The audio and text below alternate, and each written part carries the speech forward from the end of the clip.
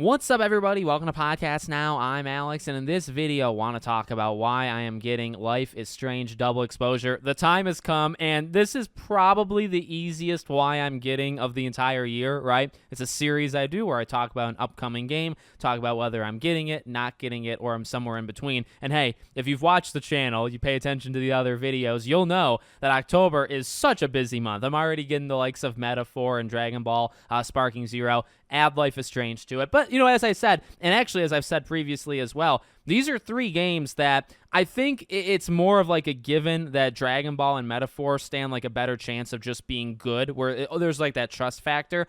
Deck 9, some people don't trust them as much as others, but this is a packed month. You got, if Life is Strange hits it, this could be a game of the year. You got Dragon Ball and Metaphor. I think those games can be game of the year. We're in it, and we're in it very, very deep, in October. So, all right, let's talk a little bit about this game. Well, as I said, it's not very difficult to, figure out why I'm getting this game. Life is Strange 1 means the world to me. Recently replayed it. I'm actually going to have a video on my retrospective channel for the 10-year anniversary this upcoming January. It means the world. It really does. I know I already said that, but let's just keep saying it. And to have Max come back, we've talked about that too, right? Like, I know some people look at it maybe as a little bit more of a cash grab. I kind of look at it in every way. I kind of look at it as she's an elite character. She's one of the best characters, I think, in gaming. Not just Life is Strange characters, not just female versus male. She's one of the best characters, I think, created. And since then, Life is Strange has not been in a consistent place. Let's say that. I know some people like these games, the ones after 1. Some people like them more than others, right? I think they've been up and down. I've said that before many times.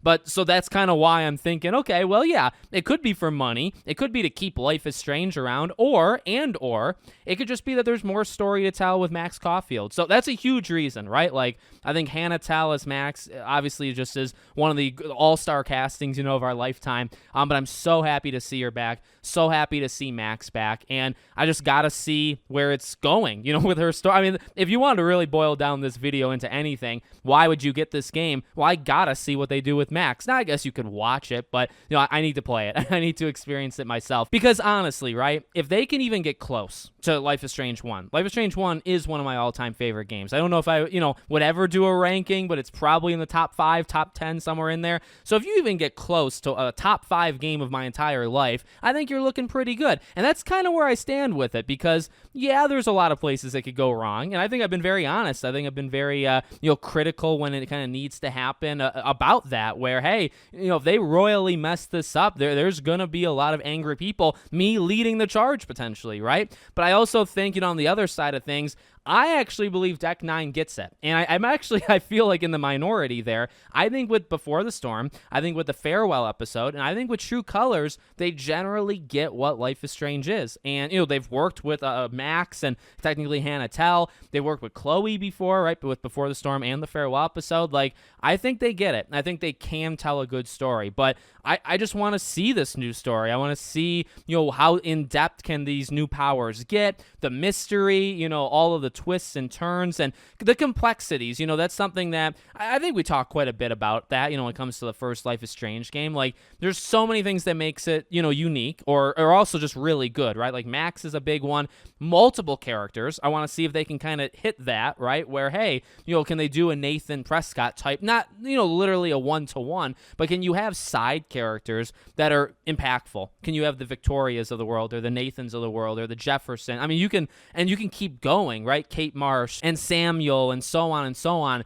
I want to see if they can do that. I want to see if they can tell a story that has as much depth, because I think that's a huge thing that Life is Strange 1 has, right? It's, as I've said before, like, you can look at it as like a teenage thing, and I think, it would resonate with teenagers and what you go through, but it's got something, I think, for everybody. You know what I mean? Like, everybody's story, everybody's character / story kind of goes in different directions in a really cool way. The stuff that Kate goes through and the stuff that Max goes through, the stuff that Nathan goes through, all these characters are different, and again, really, they're filled with depth. And that's something that, again, I just want to see. And to be honest with you, I've been asking for a sequel to the, the first Life is Strange game. I don't know if I've been asking for it literally for like 9.5 years, but I knew immediately. Actually, I knew at episode 1 of Life is Strange 1, I knew this was something special. And, going through that entire season, I have always wanted Max to come back, okay? I mean, probably from the moment Life is Strange 1 ended to now, I've always, at least in the back of my head, wanted her to return. And it's just kind of crazy. Like, to me, it's actually more unbelievable that it's real. It was unbelievable seeing the rumor of Max. I think the rumor was like she was a professor at the college, not, what she is here. But, hearing that rumor, thinking that it's even possible, knowing that Deck 9 was then making a Life is Strange game, right? Like IGN broke that. And then the game now coming out, or the game actually being revealed at the Xbox event, hearing Max's voice again. I actually just can't believe it. I legitimately cannot believe we're actually getting it. And I feel like I'm both one of the most like excited people on the planet, looking forward to this game, but also, one of the most critical, because I have high standards for the story here and Max as a character, and just the respect to the fans, the respect to the past, for Life is Strange 1. I really hope that they do it. Like, I can be their number one supporter, but I think I can also, be, again, critical if it's required. So, yeah, I'm pumped. And, another last thing kind of want to say, I'm excited for it. I feel like for the story, the characters, twists, the themes, stuff like that. When it comes to gameplay and stuff, I'm not gonna say it's like the worst, gameplay out there. It's also not a walking sim. I mean, maybe it gets close at times, but I think you can do some actually really interesting things with these powers. And they did some cool. I mean, not necessarily them, but Don't Nod did some cool stuff with Max's time travel in the first game. Not just themes and not just story moment time travel, like looking through pictures and being able to do all that stuff, but I'm talking like just stealth. When you're going around, if you get caught, you can reverse, try to get like behind somebody and reverse it, right? I'm interested to see how you can do that now with going into the multi, dimensions. Something's there in one, but they're not there in the other, so maybe you can move to a different spot, go in the other dimension or the other timeline, and the person will or won't be there. So, I don't know, that's the main thing for me. Look, if I want deep gameplay or just different types of gameplay, I have Dragon Ball, I have Metaphor, I have, Dragon Age at the end of the month. I'm getting Life is Strange for like highly specific reasons, right? Like that is, and again, that's why I say it, like at its peak, if they can nail the story, if they can nail Max, if they can nail just like pulling at the heartstrings. I mean, like my jaw dropped multiple times. I don't know about you guys, but my jaw dropped multiple times at Life is Strange 1. The endings of pretty much every episode are so beautiful. The soundtrack, the music. I mean, I could honestly go on for like an hour to Life is Strange 1. To be honest, I just want to capture that again. I don't need a one-to-one. I don't need them to replicate it. I need them to expand it. I need them to tell the next story. Like that's literally what it is, right? You're bringing Max back. You got to respect the past. You got to acknowledge it, but you also have to, keep it moving forward. But there are things like we expect as Life is Strange fans, right? Like we want those deeper themes. We want the twists and turns. We want the soundtrack to be elite, which it's sounding like it's going to be, but we need those things as Life is Strange fans. And,